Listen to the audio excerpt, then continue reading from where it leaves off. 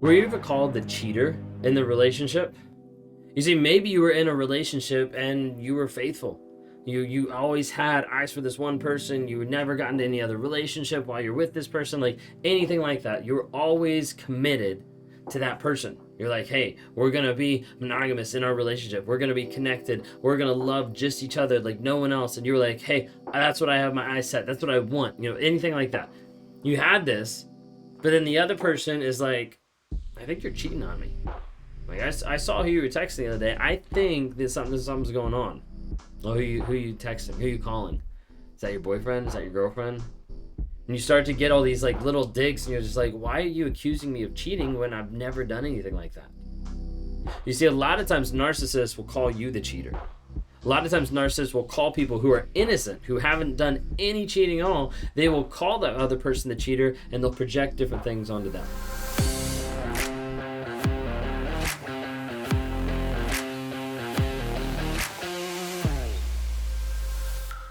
If you guys are new here, my name is Ben Taylor. I'm a self-aware narcissist on this channel to provide awareness, growth, healing, and change.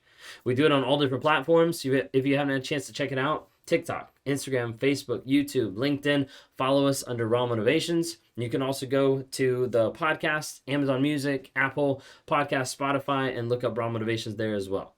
If you want to talk to me one-on-one, would love to interact with you. You can go to rawmotivations.com. You can click on the link down below. You can go to one-on-ones, schedule a time to be able to talk, to be able to go through some coaching, to be able to work through the trauma bond, rewire the story, help change your life in that aspect, detox, build boundaries, all that kind of things we go over there. Would love to interact with you. Would love to talk to you. A lot of times people have been asking about the wife's perspective. And y'all have been incredibly gracious and incredibly loving and supporting, helping us launch this podcast. It's had only a few episodes that have launched, and it's already made it really high up in the charts. Was not expecting that. We were just, hey, we want to put it out there because some people wanted to hear. Did not expect it to kind of blow up how it's been blowing up. So check it out under Apple Podcasts. It's a Trauma, Drama, and Life. Trauma, Drama, and Life. Would love to have you interact with us there. You can hear some of our story. You can see some of the stuff that we're talking about, give a glimpse into our lives just on a day-to-day basis and the things that you guys are writing in, saying you want us to talk about, that we can answer for you. The last thing, if you hadn't had a chance, actually two things, because we haven't talked about this in a while. I forgot. We actually have our journal that's out. If you haven't had a chance to be able to check it out, it's From Fantasy to Reality. From Fantasy to Reality. You can get on Amazon. You can get on any of the links that we have. But we'd love to have you check it out. It's got over 100 prompts on there to be able to help you journal and actually process after the breakup or after the narcissist or even while you're in the relationship, try to figure out and journal some of the stuff you're thinking and then also focus on you as you move forward.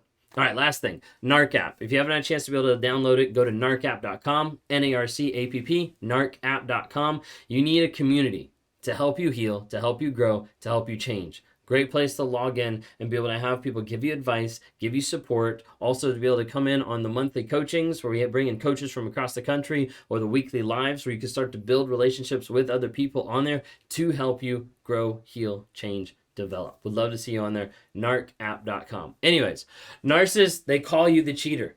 They come at you and they're like, you haven't cheated on me, but I'm going to keep calling you that. I'm going to keep saying that. I'm going to keep putting in these digs, these little things that say, hey, you're the unfaithful one. The problem is you're sitting back in the relationship and you're like, I've never cheated. Like I've been faithful. I've been this person that has been here for you. Like no matter what, I've had opportunities. I've had people come at me. Like I've had all this stuff, but I've never cheated.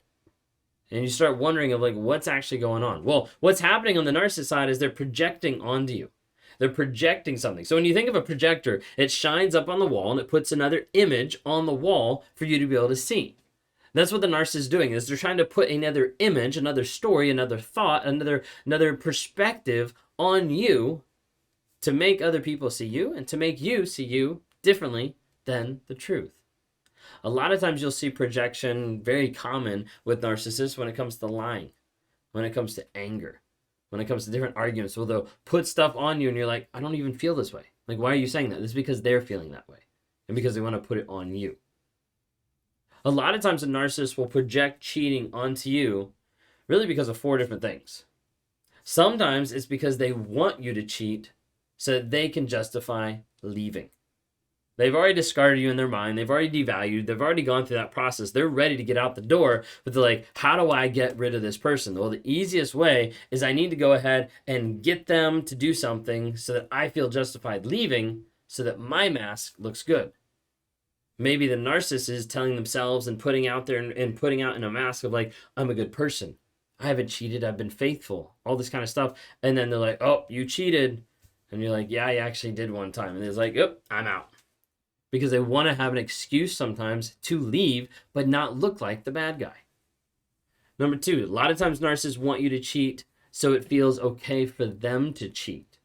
This is like the precursor idea of them cheating, of like, I want to get you used to the idea of you cheating so that I can cheat. I want you to step out on the relationship. I want you to say like, hey, let's do this. Like, I'll step out, you step out, then you both step out, and then like, oh, you cheated on me. Be like, no, we agreed on it. No, we thought about this, like whatever it might be. Like, they want you to get to the place where you're like, yeah, I did cheat. Or, hey, let's do this. And then they'll accuse you. They want to justify it before it even happens. Sometimes they want you to cheat to be able to shame you and put you down, bring you back under submission. So it's like the idea they want you to confess to it. They want you to admit something, even sometimes that you didn't do, so they can put you down. So you'd be like, how you looked at that person, like that was cheating. So as a result, like we're going to have a talk about this later because I can't believe you were so disrespectful to me because you looked at that other person. Like literally, like they can use any little piece to try to put you down, project cheating onto you to shame you and put you down. And last one, which is one of the most typical and often is the most true as well, is they want you to cheat because they're already cheating. Narcissists want you to cheat because they're already cheating. They're already going through the process of being with another person, but they want to justify it. They want you to go cheat as well. Then they don't feel as bad. Then they feel like it's okay. They cheat, and then that's also their exit strategy. Okay? A lot of times a narcissist is giving you a self-confession by projecting, by telling you what they're actually doing, by putting that blame back on you. Sometimes you'll see it with those lies, with those anger, with cheating, with all different aspects, is they'll end up telling on themselves when they're projecting it. Like, I just can't believe you're so mad today. And you're like, I've been chill all day. Like, what are you talking about? Like, you're just so mad. Like, and you start to realize they're not saying that they're sensing madness or upset or anger from you, but they're actually the ones that are mad. They're the ones that are upset. Oftentimes, a lot of times they want to take their thoughts and their experiences and they want to place them in your head so that they don't have to think about them. Well, if I project it onto you, then I don't have to feel it anymore. I don't have to engage with it. A lot of times they do that with the blame game and putting different stuff of guilt and shame, boxing it up and giving it to you so that they don't have to experience it. They don't have to process it. They don't have to acknowledge that it even exists in their own life.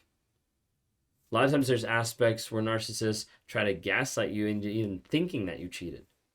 Maybe it's how you looked at a person. Maybe it's how you interacted. But they'll make you doubt that what you have done or how you've been, that it was inappropriate. Maybe it was with a coworker or with a friend or like something like that. And they're trying to make you think like, hey, like that's cheating. This is what it looks like. This is how you disrespected me. This is, and they'll go through like different lists and stuff to make you feel like you're being inappropriate or that you're cheating on them.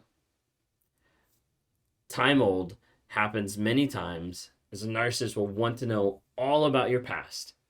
And then when they find out the different relationships you were with and what you did with each person, then in their mind, they're like, you cheated on me. And you're like, how can you even like say that? Like that was before I even knew you. But the narcissist will use that time and time again of cheating, of, you know, now you're like this, or this is who you are because you did this, or, you know, what about this? And they'll use all these different examples to say, hey, you cheated, even if it was before the relationship. You see, a lot of times they'll try to hold old memories against you to minimize the present issue. If I can avoid what's in the present, if I can avoid, you know, you finding out that I'm cheating, if I can avoid the things that are happening right now, let me go ahead and project it onto you of like, I think you're cheating. And you take so much time defending yourself, you no longer have the clarity and the vision and the truth to actually focus on what's happening. So many times the narcissist wants to project stuff onto you, so you have to take so much time moving it all out of the way, like deciphering it, figuring out what's going on. And then once you get clear, all of a sudden you realize they're the ones that have been doing it the whole time. You see, there's an aspect in my relationship that I accused my wife multiple times throughout the relationship of cheating, of her texting, of her interacting with someone, of her starting a relationship. And it didn't matter, like girl or guy, I could be like, oh, like what's going on there? You know, I always was trying to like put something in a lot of times so that I could leave and so that I could be justified in leaving. Because I didn't want the mask to look bad. I was a good person. I was the faithful husband. I was the person that was showing up each day, providing, when in reality, I was cheating and interacting with other people in inappropriate ways. And I wanted her to be justified by like her cheating so that I could leave. So I could be like, oh, like she cheated on me. Now I can get out of the relationship. And then I didn't have to feel the consequences or the responsibility or the accountability that I was doing those things. So as a result, I projected them onto her. I put those onto her in order for me to keep my mask intact, in order for me to not engage with accountability, with responsibility, and put it back on her so I didn't have to feel it, so I didn't have to approach it, so I didn't have to deal with it. And then in hopes that I could still look like the good person coming out on the backside of a divorce or whatever would transpire from that, and not be the one held accountable for all the actions that I've done.